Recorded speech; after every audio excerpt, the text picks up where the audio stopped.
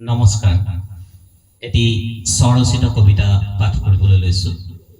কবিতাৰ শিৰোনাম 14 বছৰৰ পিছত কথাবোৰ একেই হ'বলৈ গৈ আছে।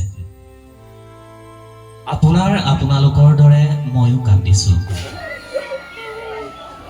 কান্দি কান্দি বুকুৰ এটা কবৰ খান্দিছোঁ। 14 বছৰীয়া পুৰণি কবৰ, য'ত সংগোপনে সাৰে আছে আমাৰ আবেগ। কেতিয়াবা সেই আবেগ উফন্দি উঠে। আমাৰ বুকুবোৰত পৰে সুধাকণ্ঠৰ গানৰ পলস। আমি গাওঁ দুখীয়া নহয় বুলি সান্তনা নলভাৰ গান, আৰু গাওঁ মানুহে মানুহৰ বাবে জীয়াই থকাৰ গান। আকৌ আবেগৰ বান শুকাই যায়। 14 বছৰীয়া কবৰত সংগোপনে সাৰে থাকে ভূপেন নামৰ আবেগ। 14 বছৰৰ আগৰ কথা, স্বৰ্গৰথত উঠি আহিছিল অসমীয়াৰ অভিমান। ঠিক আজিৰ দৰে সেইদিনাও একেই আবেগ আছিল। বিমানবন্দৰৰ পৰা নিজৰা পাৰলৈ কেৱল আছিল অসমীয়া চকুলোৰ ঢৌ। নিউজ লাইভত নন ষ্টপ লাইভ। ষ্টুডিঅ'ৰ পৰা ঋতুস্মিন শৰ্মাই ভৰলোত থকা সাংবাদিকক সুধিছিল, হেমেন, আপোনাৰ ব্যক্তিগত অনুভৱ কি? নিজৰ মনৰ কথা কবলৈ গৈ কান্দি পেলাইছিল তেওঁ। অসমীয়া আবেগেৰে শব্দত তেওঁ চকু পানী ঢালিছিল আৰু কৈছিল, মোৰো এবাৰ ভূপেন দাক চুই চাবৰ মন গৈছে ঋতুস্মিন। বহু সময়লৈ সাংবাদিকৰ উচুপনি ঘৰে ঘৰে সোমাইছিল। জজ খেলপথাৰত দুদিনকৈ নিজৰেই গানৰ কলাত ভূপেন দাই ঘুমটি মাৰিছিল। টিভিত non stop live, non stop মানুহৰ গতি।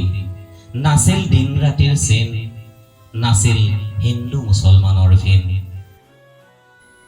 এইবাৰ অধিক ভয়ংকৰ হৈছে চকুপানীৰ ঢৌ। অসমীয়াৰ আবেগত চুনামি আহিছে। কাৰণ এটাই, সাগৰ তলিত কিবা এটা হয়তো হৈছে। সেয়ে অসমীয়াক লাগে অবিশ্বাস্য অঘটনৰ বিশ্বাস্য ৰেকৰ্ড। 14 বছৰৰ পিছত কথাবোৰ একেই হৈছে। অসমীয়াৰ আবেগে একে বাটেৰে লৈছে খোজ। বুকুত ভূপেন দাৰ 14 বছৰীয়া সমাধি। তেওঁৰ সমাধিৰ কাষতে বহল ঠাই এডোখৰ মুকলি কৰিছে। তাতেই জুবিন দাক আবেগেৰে শুৱাই থব আপুনি, শুৱাই থম মই। কথাবোৰ একেই হ'বলৈ গৈ আছে। এইবাৰ জুবিন নামৰ আবেগটোৱেও সাৰে থাকিব নেকি সংগোপনে? আকৌ 365টা দীঘল দিনৰ পিছত বুকুৱে বুকুৱে উঠিব নেকি আবেগৰ বান? আকৌ বাজিব নেকি এদিনীয়া নিয়মীয়া গান? 14 বছৰৰ পিছত কথাবোৰ একেই হ'বলৈ গৈ আছে। মই জেদজিৰ পগলা প্ৰেমিক, সুৰহীন এটা কণ্ঠৰ আত্মাভিমানী স্বত্বাধিকাৰী মই। তেন্তে মোৰ গানহীন আবেগৰ দাম কিমান?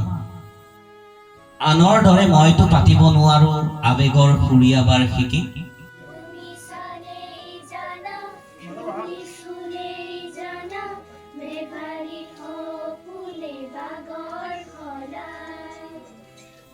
তেন্তে মই কিদৰে সজাম মোৰ বুকুৰ জুবিন সমাধি? সংগোপনে নহয়, সশব্দে সাৰে থাকিব লাগিব মোৰ বুকুৰ জুবিন।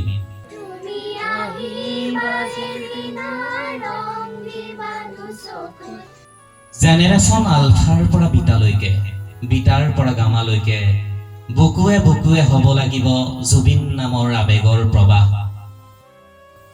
14 বছৰৰ পিছত কথাবোৰ একেই হ'বলৈ গৈ আছে। তেন্তে কি কৰিব পাৰো মই? ফ্লেটৰ পৰা খাৰঘুলিৰ ঘৰলৈ উভতাৰ কথা আছিল তেওঁৰ।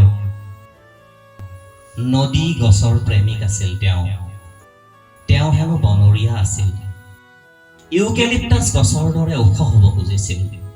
তেওঁ চুই গ'ল ইউকেলিপ্টাছৰ উচ্চতম শৃংগ।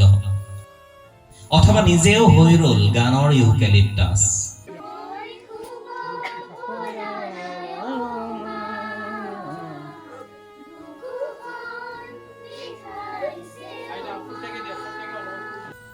কি কৰো, কি হব মোৰ আৰু আপোনাৰ আবেগৰ? দুটামান গছ পুলিকে ডাঙৰ কৰো নেকি? জুবিন বৃক্ষ দিম নাম, এটা তিনিআলিৰ চুকত, এটা নিমাতী অথবা দৰিয়া ঘাটত। বলক নহলে আবেগেৰে গাঁত খান্দো, আবেগেৰে মন বান্ধো,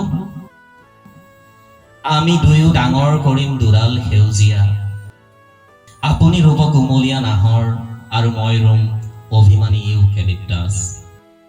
নহলে চাব আৰু এটা বছৰৰ পিছত কথাবোৰ 14 বছৰৰ আগৰ দৰেই হ'ব। ধন্যবাদ।